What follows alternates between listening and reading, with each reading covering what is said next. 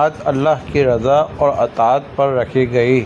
قربانی کی اصل حکمت قربانی ہمیں سکھاتی ہے کہ اللہ کی رضا کے لیے ہمیں ہر چیز قربان کرنے کا جذبہ رکھنا چاہیے، حتیٰ کہ اپنی سب سے پیاری چیز بھی۔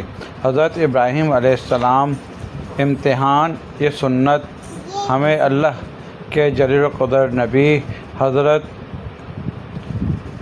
ابراہیم علیہ السلام سے ملی، جنہوں نے اللہ کے حکم پر اپنے بیٹے حضرت اسماعیل علیہ السلام کو قربان کرنے کے لیے تیار ہو گئے۔ اللہ تعالیٰ نے ان کی سچی نیت اور اطاعت کو قبول فرمایا اور ان کے بیٹے کی جگہ ایک دمبا بھیج کر قربانی کو قیامت تک کے لیے سنت ابراہیمی بنا دیا۔ قربانی کی روح، قربانی کا اصل مقصد گوشت کھانا نہیں بلکہ اللہ تعالیٰ کی اطاعت، تقوی اور اخلاص کا اظہار ہے۔ جیسا کہ قرآن کریم نے ہمیں اللہ کو نہ ان کا گوشت پہنچتا ہے نہ اس کا خون، بلکہ اسے ہمارا تقوی پہنچتا ہے۔ سورہ الحج۔